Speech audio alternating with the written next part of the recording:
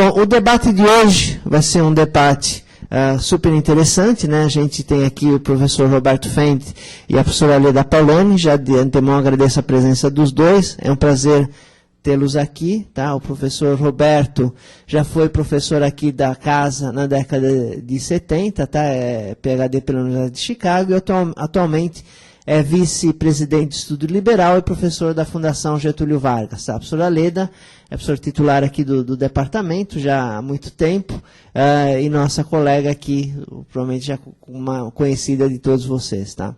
Então, hoje a gente vai ter o debate sobre, de um lado, a questão da contribuição liberal para o pensamento econômico e, do outro lado, a professora Leda, a contribuição do pensamento marxista para o pensamento econômico, para a teoria econômica. Tá? Como de praxe, a gente vai dar a palavra primeiro para o nosso visitante, que na verdade é da casa também, né? Não é o visitante, mas que é da casa, é sempre bom ter de volta ex-professores, que na verdade são sempre professores. Então, professor Roberto, por favor, a palavra. Muito obrigado, professor Guilhoto. De fato, eu me sinto mais em casa, talvez até do que pudesse parecer à primeira vista. Esse povo todo aqui não era nascido quando eu fui professor aqui, e tem cá minhas dúvidas se você também, de maneira que...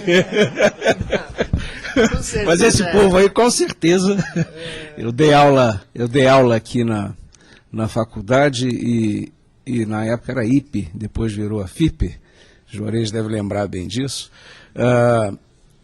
de 74 a 78. 1974, ninguém imagina 1874, é do século passado, mas também não é tão longe assim. De forma que eu me sinto muito satisfeito de estar em casa outra vez. Professora Leda, professor Guilhoto, meus caros alunos, o tema desse nosso debate é, pelo que me foi dito pelo professor Simão Silber, a evolução do pensamento econômico e sua influência na teoria econômica moderna, marxista e neoliberal. Neoliberal não sei o que é. Suponho que tem a ver com um ilustre ex-professor desta casa, que foi presidente da República durante 2 mandatos, Fernando Henrique Cardoso. Acho que ele é um neoliberal. Eu sou, por temperamento, o que é chamado um liberal clássico. Não que o liberal clássico, eu não toco música nenhuma. O liberal clássico é aquele que segue como orientação básica para o seu pensamento John Locke, Adam Smith, David Hume, esse tipo de gente do iluminismo escocês, do final de meados, Hume é de meados do século XVIII, ao final do século XVIII. Então, esse corpo de doutrina que evoluiu ao longo do tempo, gerou uma série de desdobramentos, e é sobre esse tema que eu gostaria de falar para vocês. Pretendo fazer uma exposição muito informal, porque eu creio que a graça deste encontro, na verdade, é o debate. Então, eu vou procurar levantar algumas questões para que a gente possa debater, e vou seguir a orientação. Me sinto um pouco indelicado, Leda, falando primeiro, mas essa é a orientação que eu recebi. Então, lá vou eu. Há 10 anos atrás, um dos mais ilustres membros da nossa profissão, William Baumol, certamente vocês já toparam, os professores sem dúvida, mas os alunos já devem ter topado com esse nome em algum momento do tempo. Baumol foi professor, talvez ainda seja, na Universidade de Princeton, nos Estados Unidos, um dos grandes luminares da nossa profissão.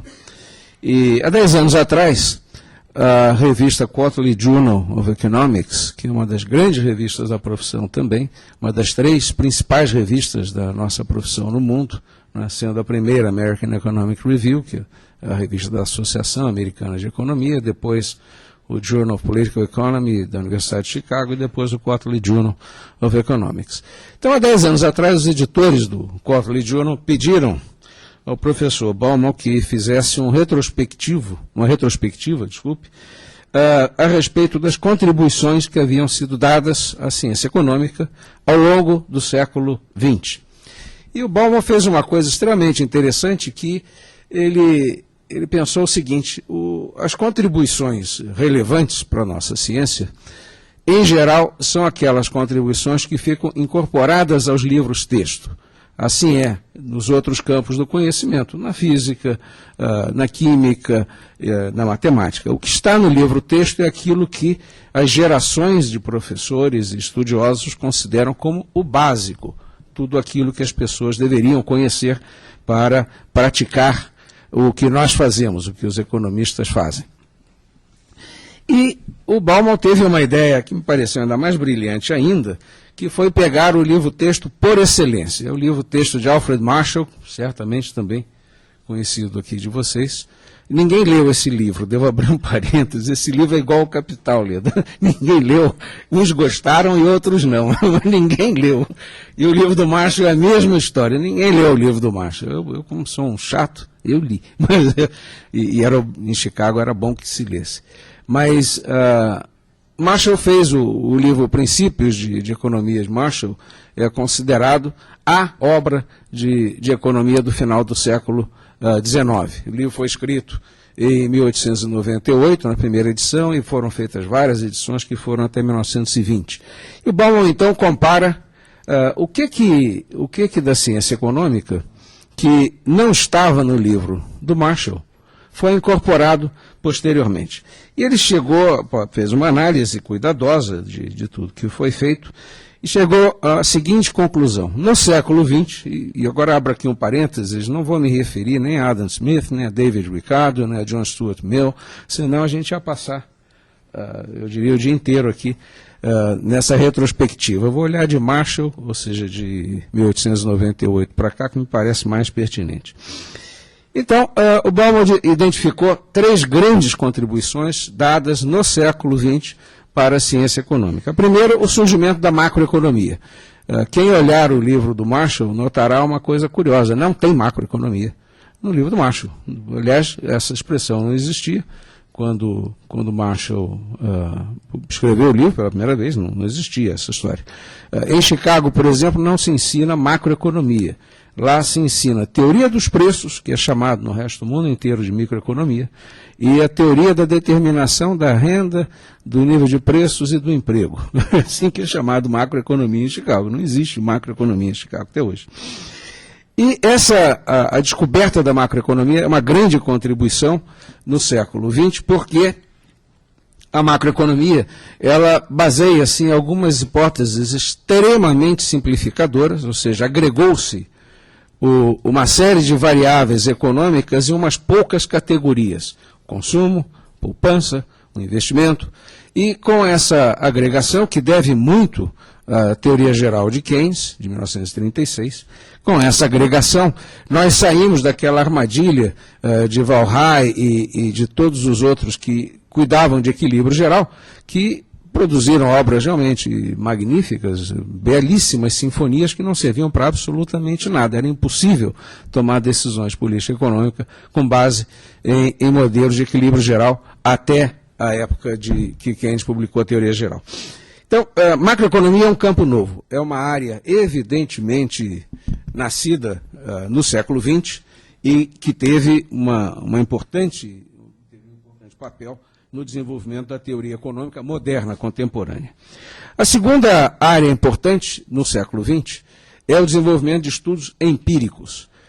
Quem teve a felicidade de ler A Riqueza das Nações, de Adam Smith, vai notar que Adam Smith tem uma série de anedotas sobre os assuntos mais variados, mas não tem uma única estimação empírica de coisa alguma.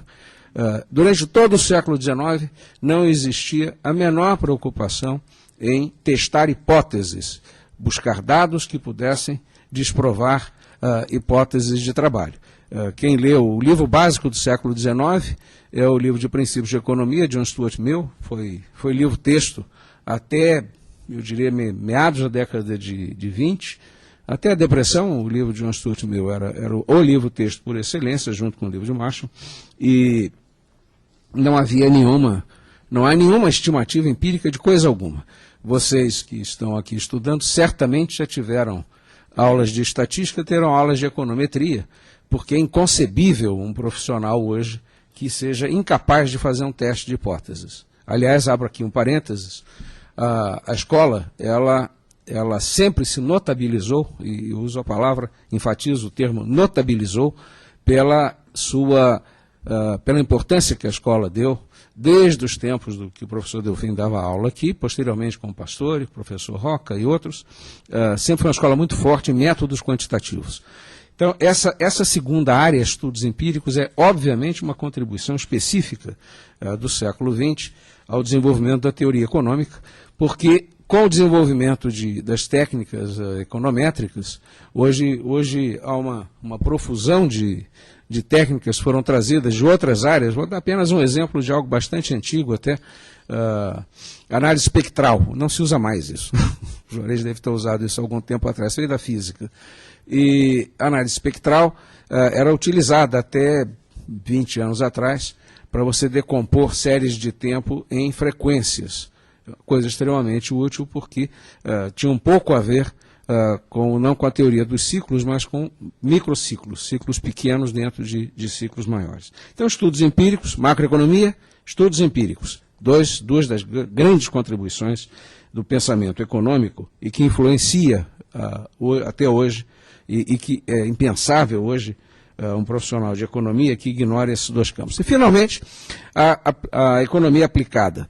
Até, eu diria, mesmo o livro de Marshall tem muito pouco, tem uma série de considerações episódicas sobre tributação, sobre assuntos variados, sobre comércio exterior, distribuição de renda, mas a preocupação que hoje se tem com estudos, aplicar a teoria econômica à solução de problemas específicos que vão desde análise do casamento e do suicídio, por exemplo, feito por Gary Becker, prêmio Nobel de Economia, até gestão de recursos não renováveis, poluição, congestionamento de tráfego, tudo isso hoje é assunto de exploração da teoria econômica aplicada. Isso também não existia até a obra de Marshall. Olhando em retrospecto, e é muito interessante, esse artigo do Bauman, que é um artigo clássico de análise do que aconteceu com a teoria econômica, o Bauman cita Marx 2 vezes no mesmo parágrafo. Me pareceu algo absolutamente pitoresco, como alguém da importância que teve esse pensador, talvez o pensador que pensou a economia de maior impacto no século XX, ele é citado 2 vezes a propósito de Vassili Leontiev, curiosamente. E aí acaba. E ele não toca mais nem em Marx, nem em nada que seguiu-se a Marx. Dos economistas da escola austríaca de economia, e agora começo a botar o chapéu de neoliberal, que me foi pedido que aqui usasse, dos economistas da escola austríaca, 2 são citados, e se tivesse que citar alguém, não poderia deixar de citar esses 2, que são Ludwig von Mises e seu aluno Friedrich von Hayek. Hayek, prêmio Nobel de Economia de 1974, se não estou equivocado. São citados, Hayek é citado no rodapé, na primeira página, porque Hayek foi contemporâneo de Bauman na London School of Economics. Então ele é citado numa nota de rodapé, e depois lá adiante é citado, Hayek e Mises são citados uma única vez do corpo do texto. Esse texto tem 44 páginas, não é um texto pequeno, para um artigo de revista técnica, é um artigo bastante extenso, lembra esses artigos do Journal of Economic Literature, pela sua extensão. E não sei como interpretar exatamente, me parece ler daqui, para o Bauman, que é um expoente típico, e eu diria grandioso, do mainstream da economia, do pensamento que prevalece na economia neoclássica, para ele, tanto Marx quanto a escola austríaca tiveram uma importância muito secundária. Eu gostaria de discordar a esse respeito. E gostaria, no restante do tempo que me foi dado, de fazer algumas poucas reflexões a respeito das diferenças. Eu não sei, Guilhoto, se aqui existe uma cadeira de economia austríaca. Acredito que não. Isso não tem lugar nenhum. Então, mesmo nos Estados Unidos, Chicago não tinha isso. Chicago é uma escola meio keynesiana, na verdade. Então, não tinha nada austríaco lá também. É raríssimo achar um lugar onde tem isso. Mas eu gostaria de fazer algumas reflexões a respeito dos principais temas e das principais diferenças, porque se existe alguma escola de economia que tenha algo a ver com o pensamento liberal, certamente é a escola austríaca de economia. A escola austríaca deu contribuições absolutamente fundamentais ao pensamento econômico. Todo marginalismo, toda teoria marginal foi iniciada em Viena com os grandes expoentes fundadores da escola austríaca, e entre eles, por exemplo, uma coisa que vocês devem estudar com frequência, mas análise de alocação intertemporal de recursos, ou mais pedestremente calcular valor presente. O valor presente é uma invenção de um austríaco chamado Eugen Bamberger, e que resolveu, na década de 1890, um problema singelo, mas que até então ninguém tinha conseguido resolver, que é banal. Mas é o seguinte, quando é que deve se cortar uma árvore? Se produz árvores, né? Qual é o momento ótimo de cortar uma árvore? Isso, obviamente, depende da taxa de juros, porque o custo de oportunidade de você deixar a árvore crescer mais um período deve ser comparado com o retorno esperado aos preços vigentes de você deixar a árvore crescer mais um período. Hoje tudo isso parece banal, né? Vocês leem isso no livro-texto, que está incorporado nos livros-textos, isso é uma contribuição ainda do século XIX da escola austríaca. Mas das contribuições recentes, a mim parece que há algumas diferenças que eu vejo como muito importantes para o que seria o pensamento econômico liberal, e que destoam muito do mainstream da macroeconomia. O primeiro ponto é que os austríacos não acreditam e não praticam agregação econômica. Para simplificar as coisas, é como se nós estivéssemos juntando bananas com laranjas e chamássemos isso de PIB. Então, agregação é um problema que os austríacos consideram absolutamente insolúvel. E talvez eu gostaria até depois de ouvir da Leda essa história também com relação a Marx, porque é um problema também dentro do pensamento de Marx. Depois, Chicago particularmente, mas todos os keynesianos, neo-keynesianos, uma das hipóteses básicas é a da neutralidade da moeda, né? Se você dobrar o estoque de moeda, nada mais dobrando, é de se esperar, tudo mais constante, que o nível de preços dobre também. Esse é o pensamento padrão, é assim que a gente aprende nos livros-textos de macroeconomia. O Friedman inventou, quando eu estava em Chicago, ele inventou a famosa ideia do helicóptero que jogava dinheiro, né? Então as pessoas distribuíam o dinheiro igualmente para todo mundo e todo mundo gastava o dinheiro, e com isso os preços subiriam na mesma proporção do aumento do estoque de moeda. Isso é uma coisa que para os austríacos é absolutamente inconcebível, ou seja, é praticamente impossível diante de uma injeção monetária que preços relativos não mudem. Então, a mudança de preços relativos tem consequências, principalmente mudança de preços relativos entre bens de consumo e bens de investimento. O pensamento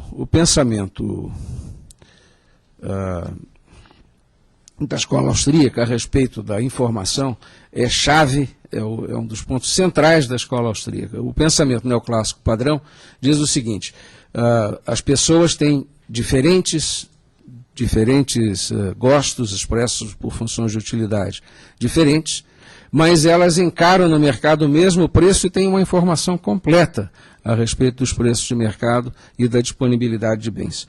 Em 1945, von Hayek publicou na American Economic Review um importantíssimo artigo chamado O Uso do Conhecimento na Sociedade, onde ele trata de um assunto absolutamente corriqueiro do dia a dia, da vida, e que eu, uma vez, caí nessa armadilha. Eu, por volta de 1977, 78, tinha ido a uma conferência em Hamburgo e encontrei lá um grande expoente de uma dessas escolas, super escolas suíças de business, e eu tinha acabado de ter um curso com Eugene Fama sobre mercados eficientes. A teoria dos mercados eficientes daquela época dizia o seguinte: é impossível você ganhar dinheiro no mercado acionário porque as ações seguem um random walk. Então não tem como prever preço de nada, né? E aí essa pessoa, que estou tentando lembrar o nome dele, não estou conseguindo, mas já vou lembrar. Ele fez uma palestra a respeito do que seriam mercados não eficientes. E eu achei aquele negócio completamente absurdo. E aí falei com ele.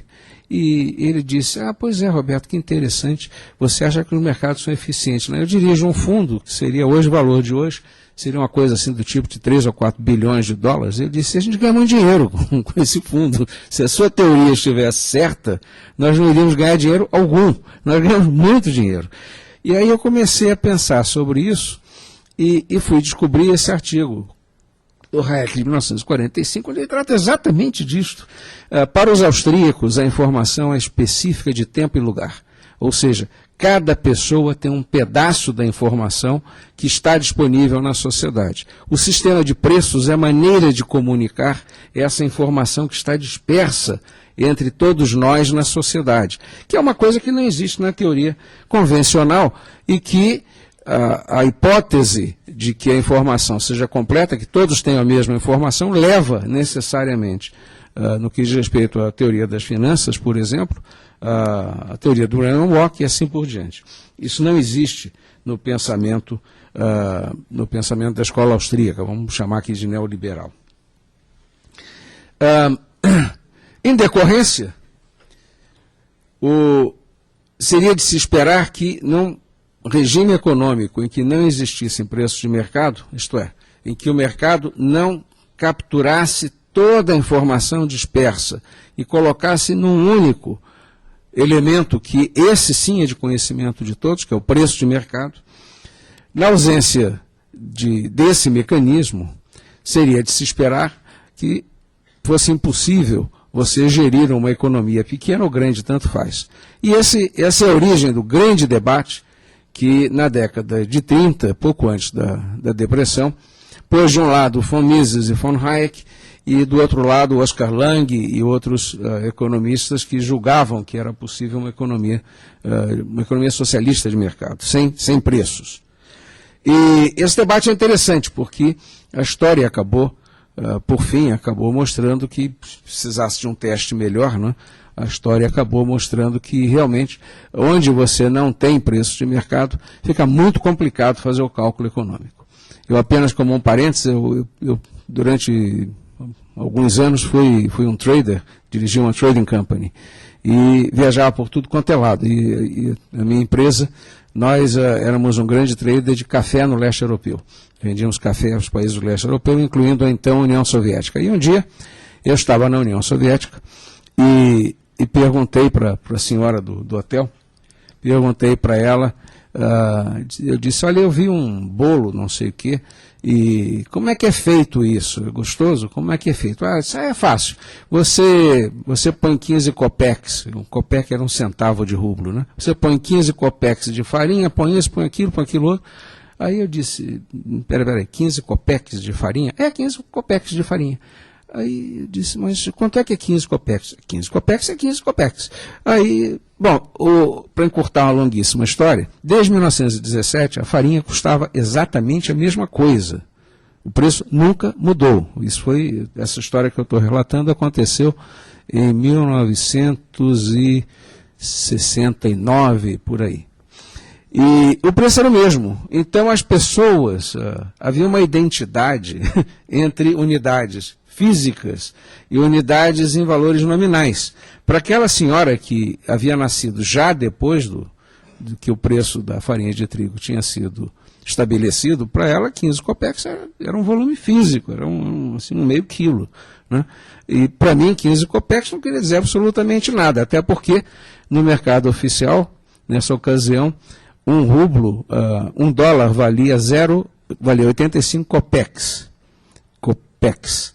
E no mercado paralelo, $1 comprava 17 rublos. Então, vocês vão de imaginar que é um negócio, na mesma moeda que valia 85 centavos e valia 17 rublos, fica difícil você usar unidades físicas traduzidas em unidades monetárias.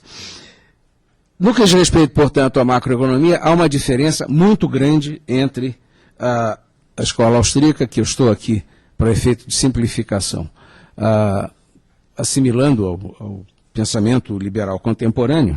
Isso não é necessário, estou fazendo isso apenas para a gente dar um pontapé no início da discussão. E a macroeconomia. No que diz respeito aos estudos empíricos, que é a segunda grande vertente, né, de progresso na ciência econômica, os austríacos abominam estudos empíricos. Não há estudos empíricos na escola austríaca. Estou exagerando de novo. É incomum. A escola parte da premissa que há princípios dos quais se derivam consequências. E esses princípios não são testáveis porque, como a informação é específica de tempo e lugar, cada evento é específico de tempo e lugar. Não há como agregar, não é, coisas assim, algo que aconteça no estado de São Paulo. Não tem um estado de São Paulo para os austríacos. Existe o fulano A, o fulano B, o fulano C. Então, não há estudos empíricos também. E, finalmente, com relação à economia aplicada, nesse campo, sim, há uma divergência muito grande.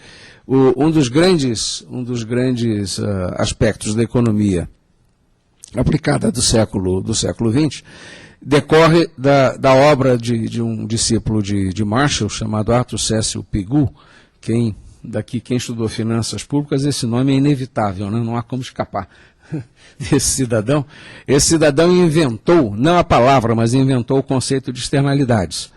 E a partir daí, ele inventou esse conceito buscando explicar falhas de mercado, em que circunstâncias o mercado deixava de produzir uma alocação eficiente de recursos.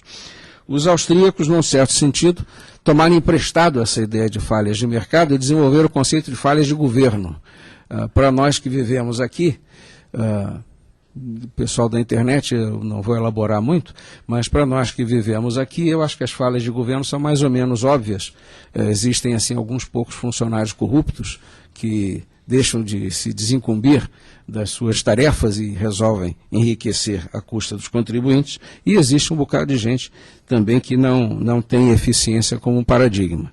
Então, essa teoria das falhas de governo levou ao desenvolvimento de uma coisa muito interessante, que é a nova economia institucional, que deu a Buchanan um prêmio Nobel de Economia e que deixou em profunda tristeza o parceiro dele, Gordon Tullock, que julgava que quem devia ganhar o prêmio Nobel era ele, Gordon Tullock, e não o James Buchanan. Mas desenvolveu-se toda uma nova área de pensamento que acho que é muito interessante e que está incorporada ao pensamento. Já estou acabando, presidente. De maneira que... Isso aqui é um truque terrível, né? E terminando, e aí eu falo mais 10 minutos, e concluindo, mas eu estou quase chegando lá. Um desenvolvimento interessante dessa nova economia institucional é a aplicação do que é o título da principal obra de von Mises, chamada Ação Humana. Von Mises acreditava durante toda a sua vida de que a economia é a ciência da ação humana, coisas que os humanos fazem, decisões que os humanos tomam. E Gary Becker levou isso ao extremo. Então você tem nos estudos de Becker, você tem análise do suicídio, análise do casamento, análise do número de filhos e decisões de todo tipo que não são decisões no mercado, são decisões que as pessoas tomam e que afetam profundamente as suas vidas. Bom, queria terminar, presidente, aplicando essas coisas que acabei de falar ao evento no qual nós todos ainda estamos metidos, ao rescaldo do evento em que nós estamos metidos, que é a última e recente crise. Há duas formas de encarar a presente crise. A teoria econômica convencional considera que tivemos uma bolha especulativa que, repentinamente, a bolha rompeu-se. Essa bolha, para alguns, começou no mercado imobiliário americano, para outros ela começou um pouco antes, com a bolha das empresas .com.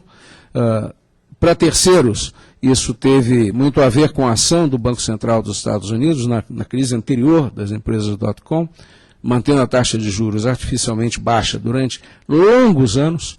E o remédio, do ponto de vista da teoria econômica convencional, era um remédio menos amargo, mas um remédio ainda assim custoso para os contribuintes, que consistia numa situação de quase pânico no mercado financeiro, injetar liquidez pelos canais mais variados no sistema financeiro, nos Estados Unidos, na Europa e nos principais centros financeiros do mundo, de forma a manter a solvência e a liquidez dos bancos. E esse esforço foi feito, a meu juízo, com enorme sucesso. Não sei se vocês sabem disso, Ben Bernanke, que é o atual presidente do Banco Central dos Estados Unidos, foi o orador da festa de 90 anos de Milton Friedman. E Milton Friedman é autor da obra monetária mais importante que se conhece, chamada História Monetária dos Estados Unidos.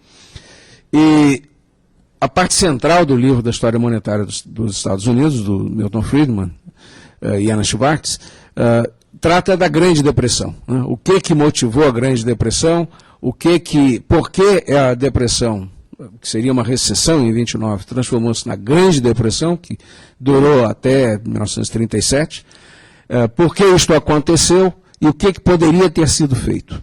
E na festa de 90 anos de Milton Friedman, foi homenageado, como vai ser o professor Delfim agora, pela sua enorme contribuição à teoria econômica. Ben Bernanke disse o seguinte: professor Friedman, nós todos aprendemos com o seu livro e nós todos aprendemos com o que ocorreu na Grande Depressão. Nunca mais haverá uma Grande Depressão. E, de fato, essa semana, os jornais já publicaram o fechamento do ano fiscal dos Estados Unidos, um déficit de o déficit do ano fiscal, que encerrou-se em setembro, chegou a 1,4 trilhão de dólares, é um número absolutamente sem precedente, é comparável apenas ao que se gastou, excluindo o excesso de tributação, durante a guerra. É um número inimaginável, é mais do triplo do déficit fiscal dos Estados Unidos do ano fiscal anterior. É um número sem precedentes. O grosso desse dinheiro foi para capitalizar e assegurar a liquidez dos bancos e das instituições financeiras em geral. Então, esse caminho, do qual eu partilho, devo dizer, para todos, a quebra do sistema bancário dos Estados Unidos, uma quebra generalizada do sistema bancário americano, levaria de roldão o resto do sistema bancário do mundo. É impossível uma economia globalizada como a na qual nós vivemos funcionar sem crédito e sem moeda. Então, eu acho que não havia outra coisa a fazer, e acho que fizeram muito bem. E se tivesse gastado 2 trilhões, que gastassem. Eu acho que não havia o que fazer. Para os austríacos, esse foi o pior caminho possível, porque para os austríacos, o que ocorre é que, primeiro, a economia apresenta ciclos normalmente. A informação é dispersa, ela não é conhecida de todos, as pessoas erram. As pessoas são seres humanos, nós, infelizmente, somos assim, nós erramos. A gente tem expectativas, percepções equivocadas a respeito das coisas, as empresas também, porque são dirigidas por seres humanos. Épocas de grande euforia geram superinvestimento, que depois mostra-se incapaz de ser plenamente utilizado, e a esses períodos de grandes booms que as economias apresentam, seguem-se períodos de, num certo sentido, perda desse excesso de investimentos. Essa crise agora, ela tem a peculiaridade de que ela gerou um imenso investimento em moradias. Moradias são coisas que duram muito tempo. Há um estoque enorme de moradias não usadas nos Estados Unidos e, por sorte, lá as casas duram pouco. Aqueles que viveram por lá sabem disso.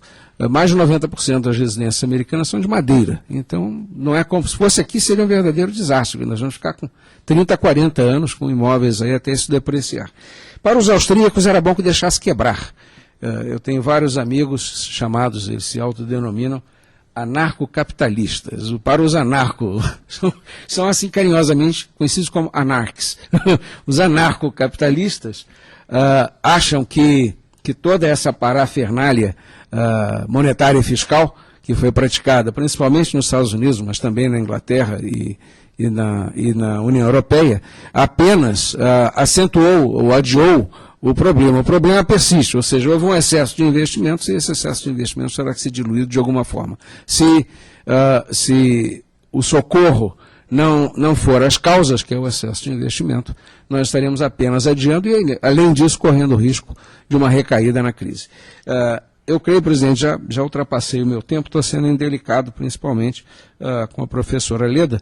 Eram esses os pontos, eu acho que básicos, que eu gostaria de trazer para vocês, apenas agora sumariando, apontar que o pensamento liberal, ele pelo próprio nome, não existe um pensamento liberal. Cada liberal tem um pensamento. Eu, por exemplo, tenho um pensamento próprio. Apoiei desde o primeiro dia todas essas medidas que foram tomadas medidas de política monetária e fiscal nos Estados Unidos e aqui. Aqui, aliás, nós demos um verdadeiro show de contornar a crise, praticamente não sentimos o impacto dela. A indústria paulista teve um baque forte durante um trimestre, mas já voltou ao crescimento.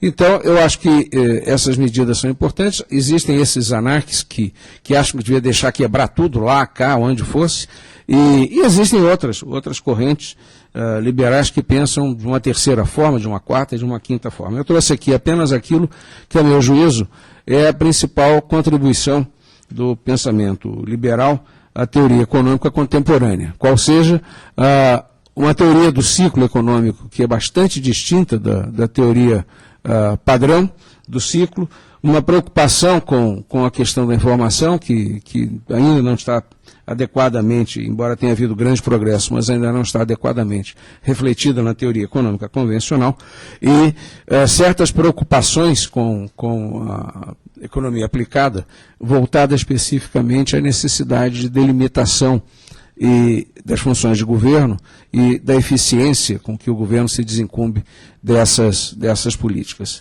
Apenas para fechar, presidente, gostaria de dizer que os liberais não são anarquistas, nós somos extremamente favoráveis a um governo forte. Governo forte significa um governo que protege a vida, a propriedade, o Estado de Direito.